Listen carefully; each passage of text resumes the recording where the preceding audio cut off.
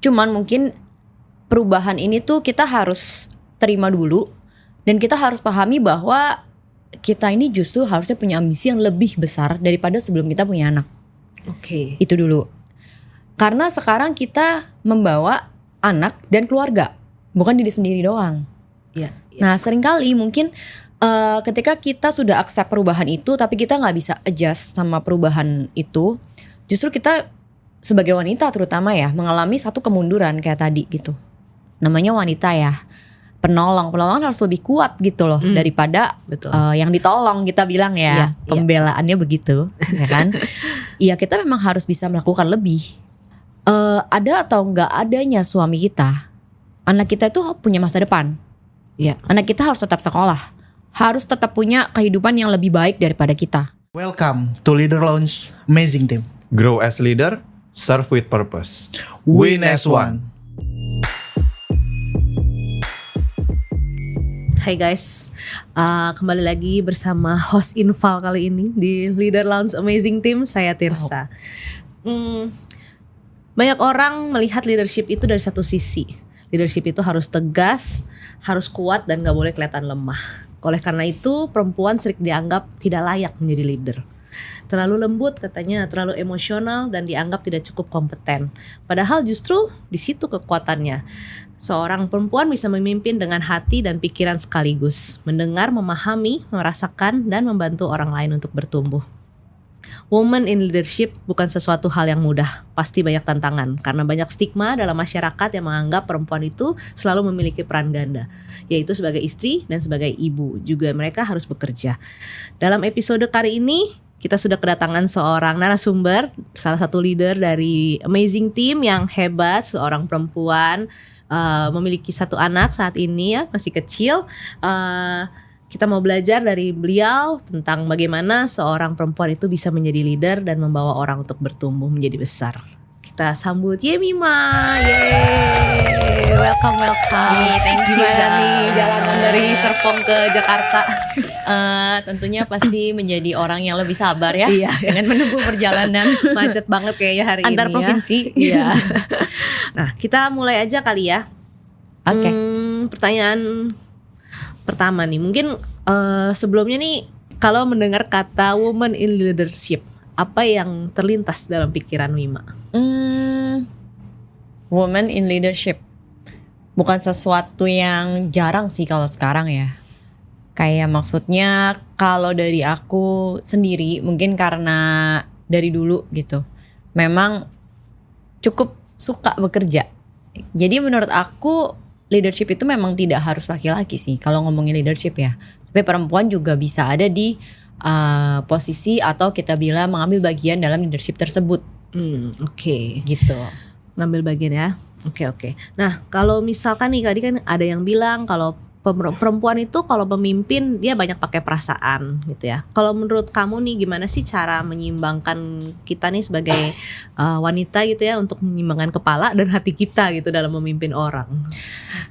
Sebenarnya itu suatu hal yang lucu sih menurut aku, karena balik lagi nggak cuman perempuan loh yang ternyata pakai perasaan ya dalam memimpin. Ternyata laki-laki juga sebenarnya Banyak yang baper, banyak yang mungkin kita bilang emosian gitu kan, kita ngomongin feeling juga ya.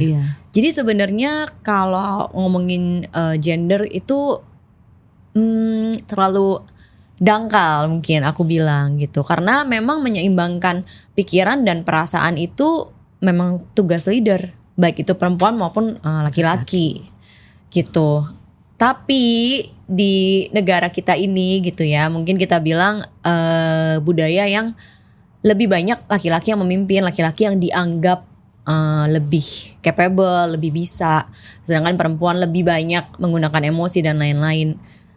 Ya pada akhirnya pembuktian gitu ya, yang kita bilang CEO di Indonesia atau mungkin kita bilang banyak yang udah menjabat juga di kementerian gitu.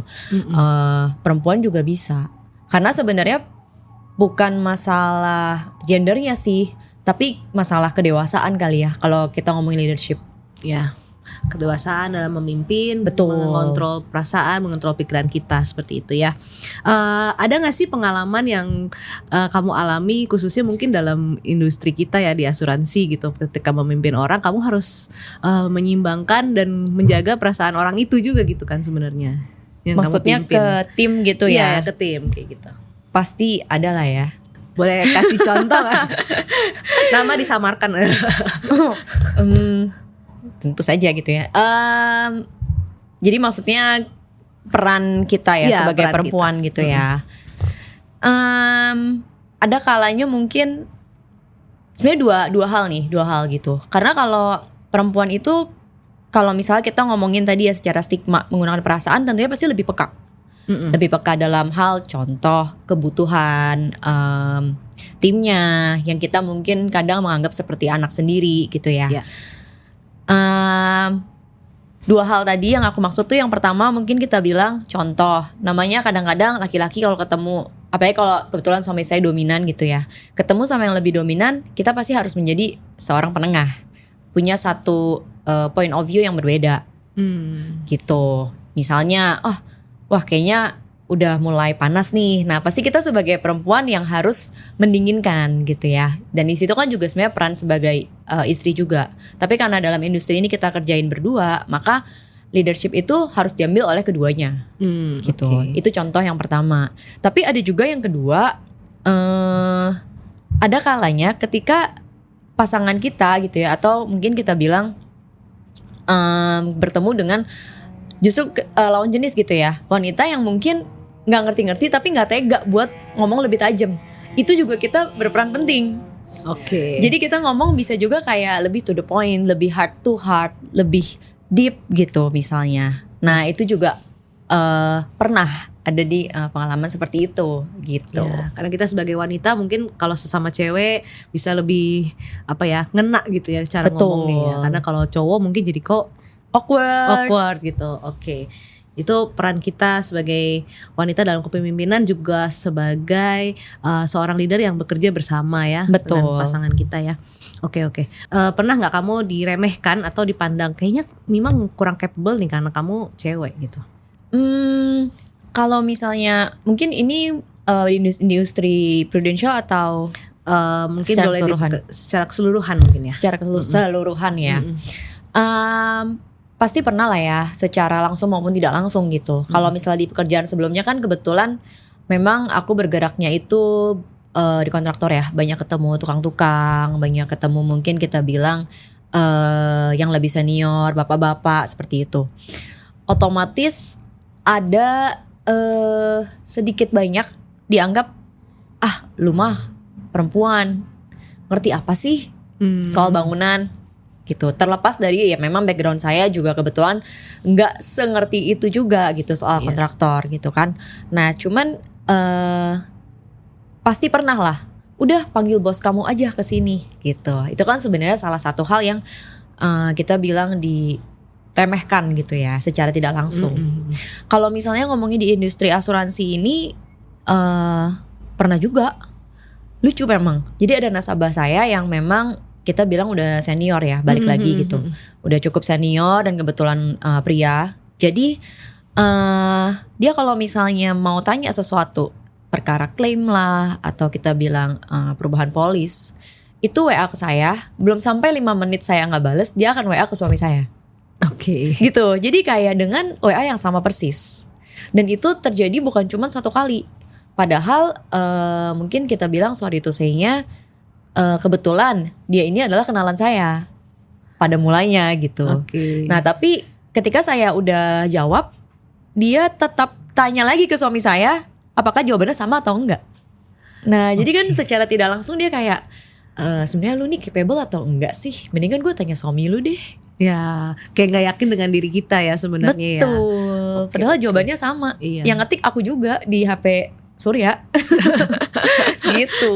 Tapi kayak orang si nasabah ini mungkin merasa kayak lebih meyakinkan suaminya gitu ya. Betul. Oke. Biasanya tuh kalau lagi kayak gitu ya, gimana Mima menjaga hati supaya kita tetap objektif, terus kita tetap bisa melakukan apa yang tugas kita gitu, sehingga stigma itu akhirnya terbungkam gitu, dan orang melihat kayak oh ternyata Mima itu kayak gini loh, ternyata Mima itu hebat loh gitu.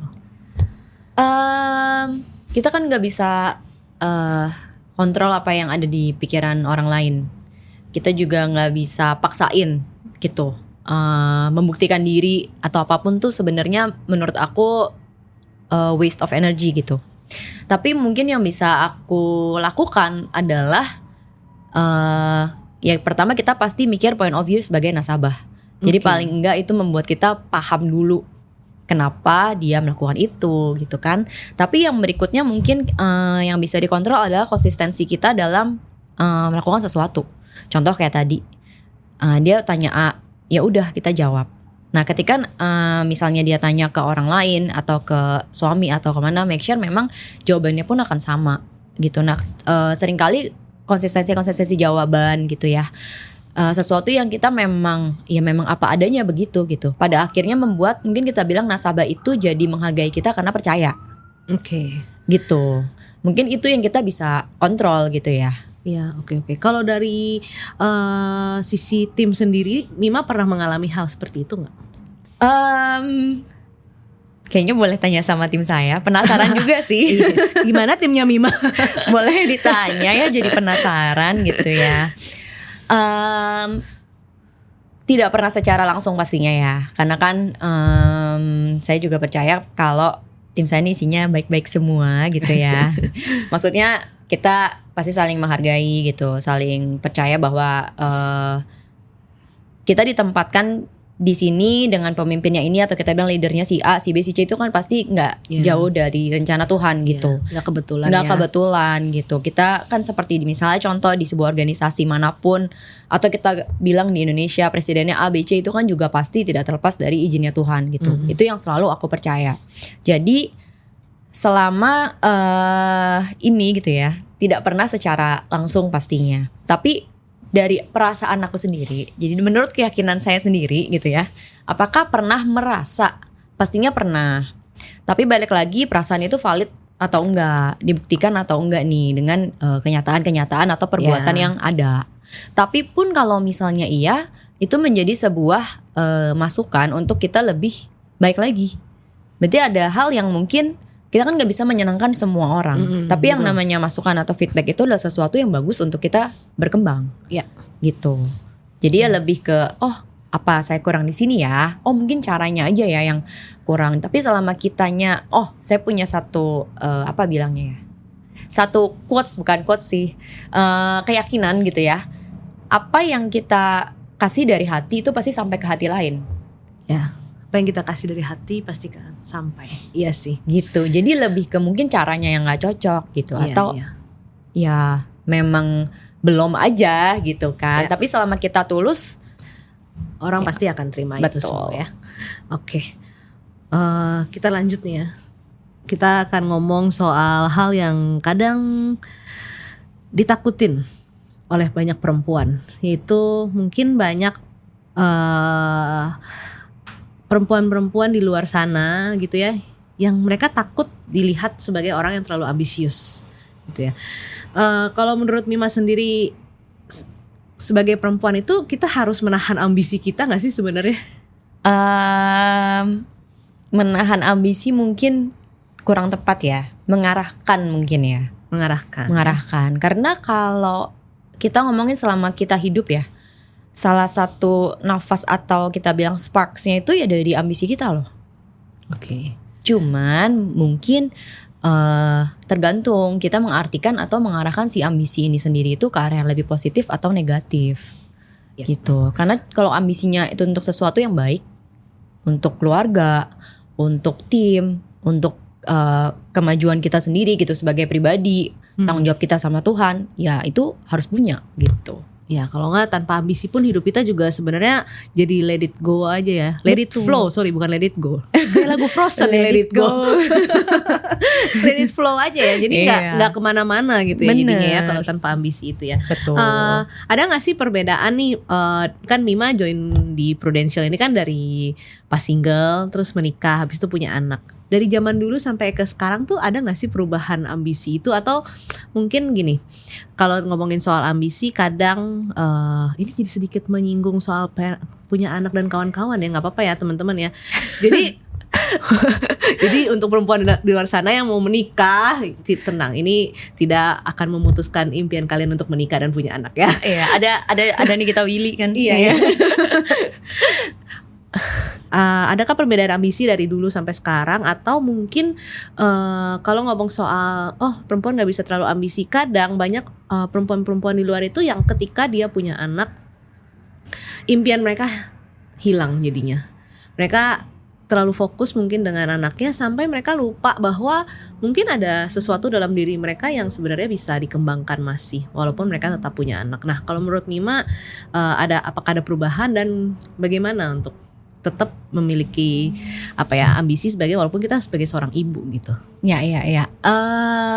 Pasti ada perubahan lah ya, karena kan ada perubahan skala prioritas, ada perubahan value ya, value dalam artian yang dulunya gitu ya, kita nggak ada tuh namanya fokus, kan anak itu kan kayak project seumur hidup ya. Salah satu project terbesar dalam hidup gitu kan, seorang anak gitu. Dulu kan mana pernah sih mikirin orang lain dalam tanda kutip. Pasti kita pikirin apa yang kita suka, apa yang jadi goalsnya kita gitu. Nah, dengan punya anak itu kan pasti ada perubahan. Cuman mungkin perubahan ini tuh kita harus terima dulu, dan kita harus pahami bahwa kita ini justru harusnya punya ambisi yang lebih besar daripada sebelum kita punya anak. Oke. Itu dulu. Karena sekarang kita membawa anak dan keluarga, bukan diri sendiri doang. Iya. Nah, seringkali mungkin ketika kita sudah accept perubahan itu, tapi kita nggak bisa adjust sama perubahan itu, justru kita sebagai wanita terutama ya mengalami satu kemunduran kayak tadi gitu. Misalnya, kayaknya gue hidup udah fokusnya sama anak aja deh. Sedangkan kan project besar ini gitu ya, si anak ini butuh kita sebagai dunianya mereka. Oke. Gitu. Gimana ya bilangnya ya? Kita kan dikasih peran itu sama Tuhan jadi ibu, nggak semua orang Bisa menjadi ibu. iya bisa punya privilege itu gitu. Jadi seharusnya justru kita harus sadar nih peran kita sebagai ibu, sebagai leader, sebagai istri, sebagai anak juga. Itu aku nggak bilang pasti semuanya sempurna. Iya. Tapi semuanya tuh harus seimbang. Dan kalau Amazing kan juga bilang semua harus sehat gitu ya. Iya. Nah, itu yang paling penting. Jadi seharusnya kita punya ambisi itu lebih besar. Cuman mungkin pasti ada yang namanya awal-awal ya, namanya adjustment, ada perubahan prioritas, perubahan value gitu. Tapi kalau misalnya di aku sendiri, di prinsip aku sendiri, kita tuh harus berusaha memaksimalkan peran kita dalam hidup nih. Gitu. Nah, dengan kita berpikir seperti itu, pasti berusaha supaya semuanya itu in a good position gitu loh. Iya. Mana yang lagi butuh, mana yang mungkin lagi kurang gitu. Oke. Berarti peran kita itu harus balance dimanapun kita berada, ditempatkan. Mau kita sudah menikah, mau kita masih sendiri sebagai anak ke orang tua kita, mau kita sebagai ibu untuk anak-anak kita. Apalagi terutama kalau ya Mima kan anaknya laki gitu ya. Cowok itu kan biasanya melihat sosok ibunya sebagai nanti nih kalau dia sudah mencari istri, biasanya gitu kan anak-anak itu. Semoga gitu ya. Jadi harus menunjukkan bahwa mamah kita, si mama tuh juga mami ya manggilnya ya. Mami bukan seorang ibu yang cuman di rumah nggak bisa ngapa-ngapain gitu ya mereka. Tapi mami ini seorang sosok yang selalu hadir untuk Sean, selalu hadir untuk keluarganya, dan juga bisa bikin Sean itu melihat kalau cewek itu sebenarnya bisa melakukan banyak hal juga gitu ya untuk menjadi berkat gitu ya. yes. Oke, amin ya kita. Boleh habis ini gantian aku yang tanya aja kali Mau ya. nanya apa? Ada mau nanya apa ya gimana? Sebelum kita lanjut. Banyak orang mau menjadi versi ideal lah untuk menjadi seorang leader. Mereka mungkin pengennya tuh dilihat kuat, dilihat tough, terus nggak boleh kelihatan lemah gitu ya. Padahal kan sebenarnya secara manusia kita punya sisi yang apa ya, di saat kita down segala macam itu ya. Nah, menurut Mima seberapa penting sih otentisitas kita sebagai seorang leader gitu? Dan boleh nggak di-share nih? Penting pakai banget sih. Penting pakai banget Penting ya. pakai banget. Boleh nggak share apa sih menurut Mima keunikan Mima sebagai seorang leader perempuan? Apa ya? Intinya jangan mengejar kesempurnaan lah ya. Jadi Tuhan tuh pasti capek banget sih. Banyak yang diuruskan. Iya. Jadi ya kalau dari aku pribadi, aku bukan tipe orang yang apa ya, fake gitu kali ya. Bener-bener apa adanya. Memang ketika nggak bisa dan sudah mencoba, ya akan bilang nggak bisa. Ketika nggak tahu, ya akan bilang nggak tahu gitu. Ketika memang banyak hal lah gitu ya. Kalau ke tim sangat tidak menunjukkan kesempurnaan sih. Dalam artian ya udah memang I am who I am aja kayak gitu. Tapi justru dari situ yang aku lihat ya, tim kita pun jadi lebih mudah untuk terbuka. Kalau misalnya kitanya juga open gitu. We are an open book, then we can be someone yang bisa mereka juga ngobrol gitu kan. Karena kalau misalnya ngomongin leadership gitu ya, women leadership, itu kita pasti akan lebih banyak berbicara soal kolaborasi gitu. Seperti mungkin di rumah lah ya, kita bilang melibatkan anak-anak dalam berbagai aktivitas ada buat mereka gitu. Ya itu sih yang jauh lebih penting kali ya kita bilang ya. Gitu. Kalau ngomongin keunikan apa ya? Ya melakukannya sama aja kok sebenarnya gitu. Being I am who I am aja gitu. Jadi otentik dengan diri sendiri gitu ya. Iya. Oke. Kan dalam tim Mima nih nggak semuanya pasti maksudnya ini, dalam tim kamu sama Surya kan pasti banyak pasangan suami istri juga. Terus mungkin ada yang dia ceweknya doang gitu kan. Nah, kalau menurut Mima bagaimana sih sebagai kita sebagai wanita, kan suka ada istilah woman empowering woman gitu ceritanya. Oke. Menurut kalian, menurut Mima ini gimana sih cara kita memimpin, bagaimana cara kita tuh mengajak dan mengingatkan para cewek-cewek ini, perempuan-perempuan ini, kita tuh sebagai perempuan tuh punya peran seperti ini. Kita sebagai perempuan itu kita punya kapasitas sebagai leader loh, gitu. Supaya kita bisa bekerja bersama-sama. Itu gimana caranya Mima terus menanamkan itu gitu? Sebenarnya dengan Tirza bilang kayak gini malah jadi reminder sih. Kayak mikir, iya ya, kayaknya gue juga kayaknya belum do something better enough gitu buat tim saya sendiri gitu kan. Tapi sesimpel yang kayak tadi, karena punya satu prinsip untuk memaksimalkan peran yang dipercayakan sama Tuhan gitu ya. Jadi berusaha menjadi mungkin kalau contoh ya semoga bisa dicontoh yang baiknya gitu ya. Ya berusaha menjadi the best version of me aja untuk saat ini gitu. Contoh misalnya untuk Sean gitu ya. Karena kebetulan aku cukup idealis nih, misalnya soal makanan, soal kayak perkembangan anak. Aku ambil waktu bangun lebih pagi untuk kayak misalnya masakin dia, untuk pikirin jadwal dia misalnya seperti itu. Atur rumah. Setelah itu ya ambil waktu untuk kerja. Sebisa mungkin aku hadir di setiap meeting gitu. Nggak cuman Surya aja, nggak cuman pokoknya kalau misalnya pun Surya lagi ketemu orang atau meeting, itu make sure aku benar-benar ngelakuin sesuatu. Entah itu kerjaan administrasi, entah itu mungkin aku memang lagi meeting di tempat lain gitu. Sebisa mungkin terlibat dalam setiap pekerjaan tanpa mengesampingkan pekerjaan kita sebagai ibu atau istri. Itu yang pertama gitu. Jadi mungkin aku bilang ya giving a good examples, being the best version of me gitu ya. sejauh ini itu sih yang bisa aku lakukan. Semoga bisa jadi berkat atau contoh.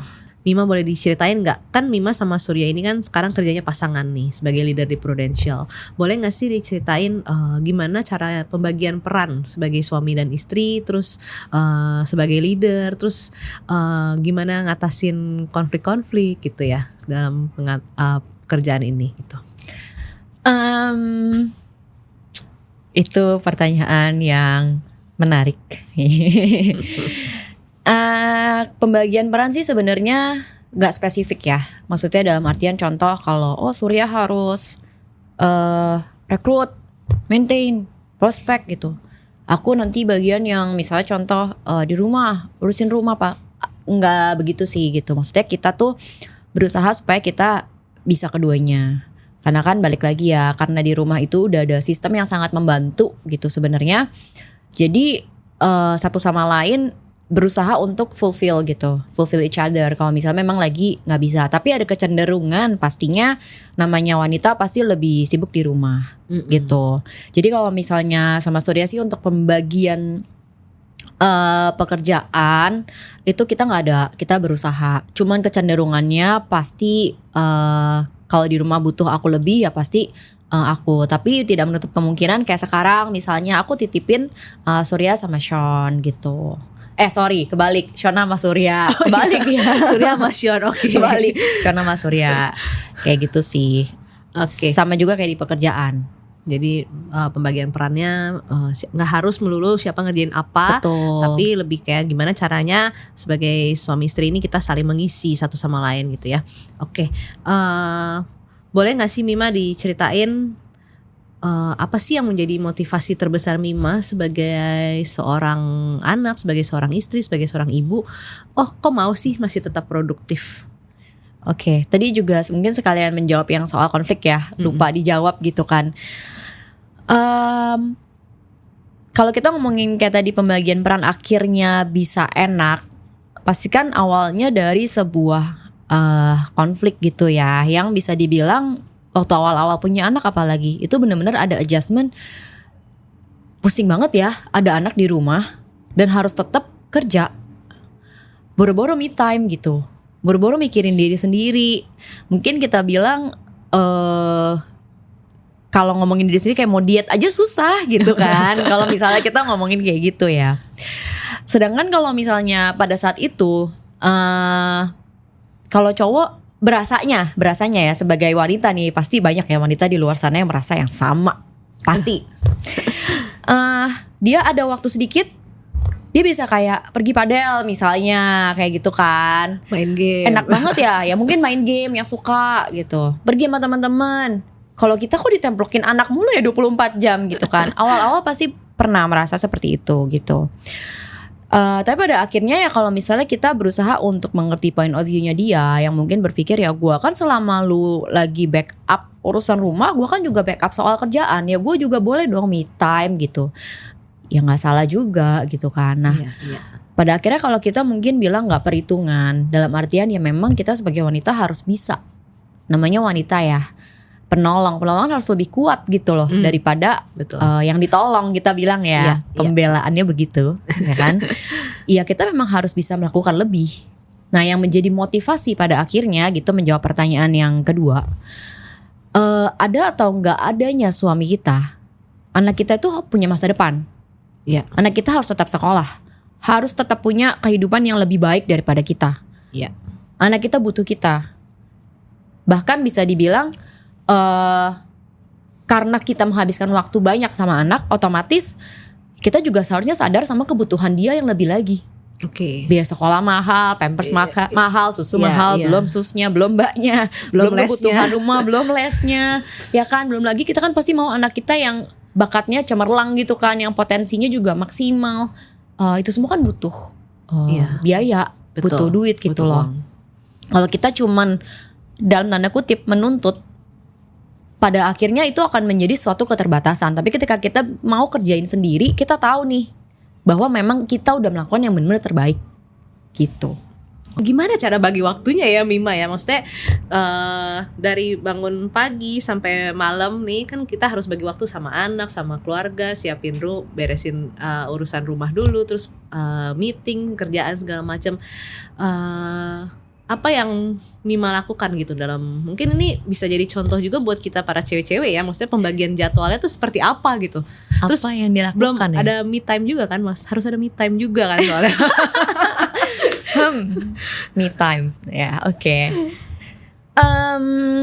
Balik lagi ya, pasti namanya kita kalau misalnya ngomongin tadi ya skala prioritas, pasti ada mana lebih penting gitu kan.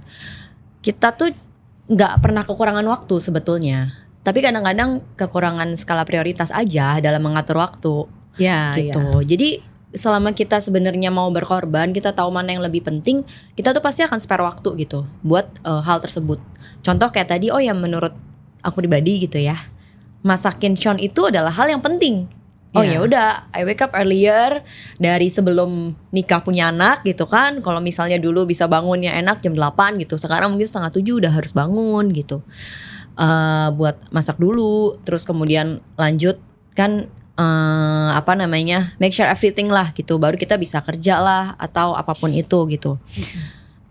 Terus kemudian ada yang namanya delegasi juga pastinya. Oke. Ya kan, kalau misalnya kita semua kerjain sendiri dengan tanggung jawab tambahan, jujur ngomong, ya tangan cuma 2 gitu ya. Waktu kita 24 jam.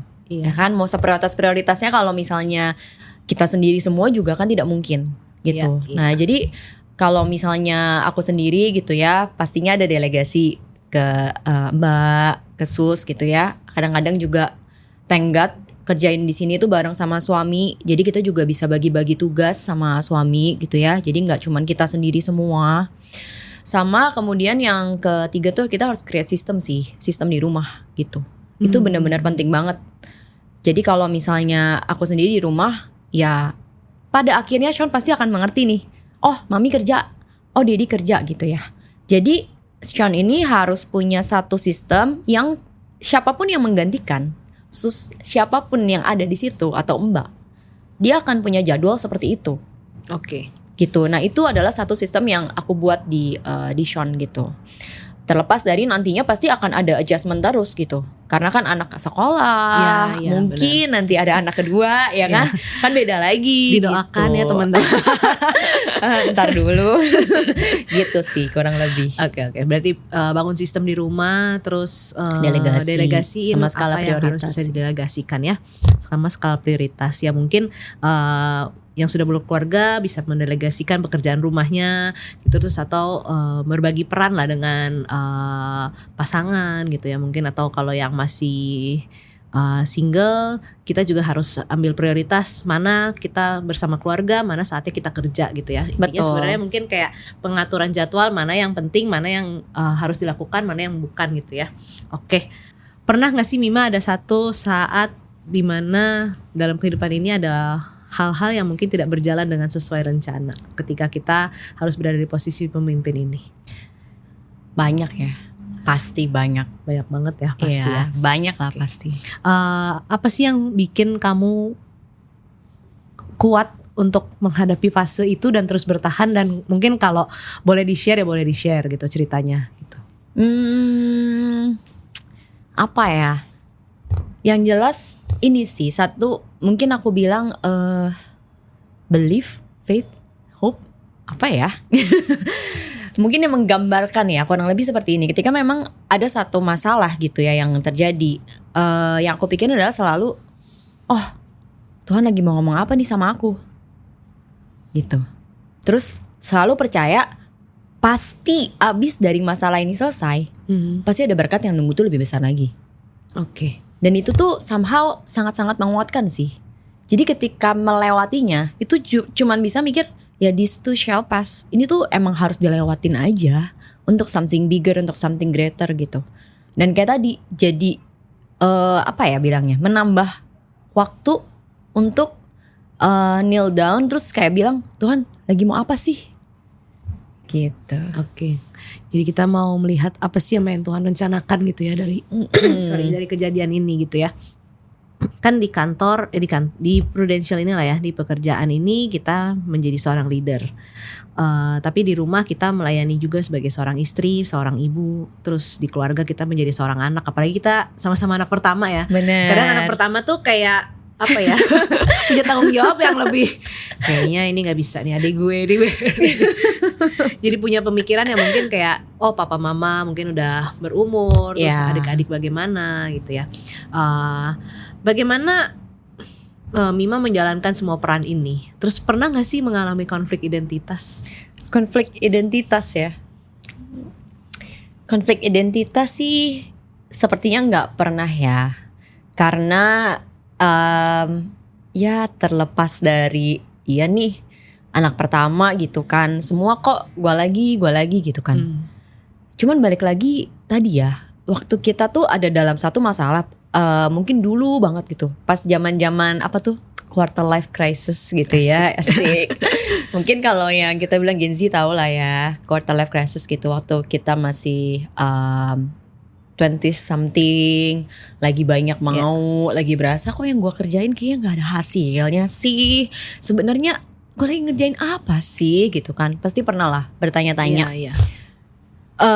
Cuman balik lagi mungkin bukan konflik identitas ya, tapi lebih kepada proses pendewasaan sih menurut aku sendiri gitu. Kayak kenapa ya kok rasanya berat banget ya gitu. Iya. Gak selesai nih.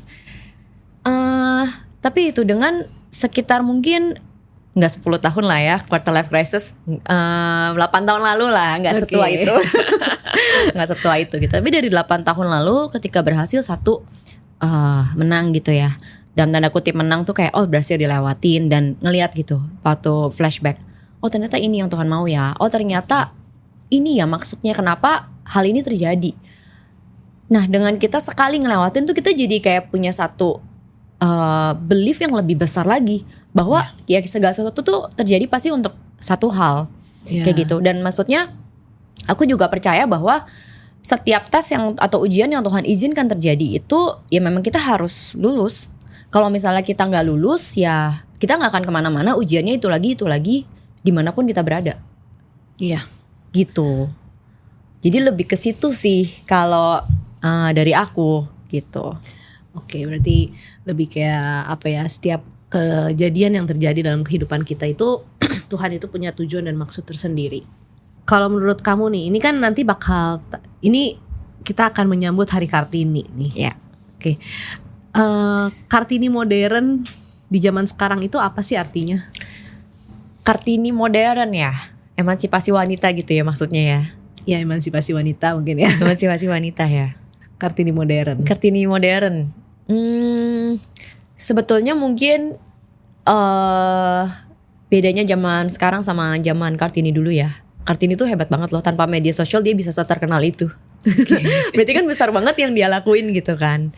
Kalau misalnya kita kan sekarang segala sesuatu udah lebih instan, udah lebih gampang gitu ya. Jadi sebenarnya kalau kita ngomongin contoh gitu ya, di aku sendiri. Ada masanya aku kayak merasa, aduh, udahlah Surya aja lah yang kerja. Oke. Aduh, udahlah, boleh nggak sih gitu. Misalnya contoh, aku juga enggak butuh kok di panggung atau terkenal kayak Kartini gitu kan. Udahlah gitu. Nah hal-hal seperti itu yang menurut aku apa ya? Ini aku maksudnya belajar dari apa yang aku pernah pikirin ya. Sayang nggak sih kita itu juga punya tanggung jawab sama Tuhan loh.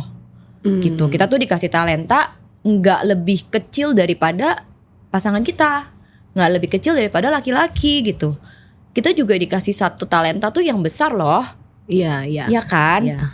Terus dengan segala kemudahan yang apalagi di Prudential gitu ya, kita kan punya sangat banyak privilege untuk atur sendiri. Kita tuh mau berkembang di mana, terlibat di mana, berkontribusi di mana gitu. Iya. Ya dengan segala kemudahan itu, menurut aku Kartini modern itu ya harus paham betul sih bahwa talenta yang dikasih ini memang untuk dikembangkan dan jadi berkat lebih untuk orang lain, untuk keluarga dulu pastinya gitu. Iya. Gitu. Untuk keluarga, setelah itu kita jadi berkat buat orang di sekitar kita dan mungkin orang banyak gitu ya. Betul. Terakhir nih, pertanyaan terakhir. Boleh gak sih Mima kasih satu pesan deh untuk perempuan-perempuan yang sudah berjuang, terutama mungkin The Amazing Team ini ya, karena kalau diperhatikan kan sekarang fasenya lagi pada kurang lebih sama nih ya, abis punya anak, terus atau mungkin yang sedang mau masuk dunia pernikahan, terus banyak mama-mama muda juga yang bergabung saat ini di Prudential, khususnya di Amazing Team ini ya. Boleh gak sih dikasih pesan gitu, gimana sih buat yang sedang berjuang dalam mimpinya ini? Dikasih pesan ya, apa ya? Keep doing what you are doing gitu, because you are a strong woman, you are a great mom, and as a woman you know best for your family, for your future, and everyone needs you. Asik. Oke. Oke, thank you Mima buat sharingnya hari Thank you ini juga. ya. Semoga kita bermanfaat ya untuk teman-teman sekalian. Mau ngingetin aja bahwa leadership itu bukan tentang siapa yang paling kuat, tapi tentang memilih untuk peduli dan memahami. Juga kita mau bertumbuh bersama dengan orang-orang yang kita pimpin. Dan sebagai perempuan, kita itu gak perlu menjadi sempurna untuk menjadi seorang pemimpin. Kita hanya cukup menjadi otentik, menjadi diri kita sendiri, menjalani setiap peran kita dengan hati, dan mengingat bahwa Tuhan mempunyai tujuan yang besar untuk kita semua. Kalau buat teman-teman cerita ini relate banget, bagikan ke perempuan-perempuan lain yang membutuhkan. Dan jangan lupa klik subscribe, tombolnya di bawah ini, karena mungkin cerita berikutnya adalah cerita kamu. Sampai jumpa di episode Leader Lounge Amazing Team berikutnya. Dadah. Bye bye.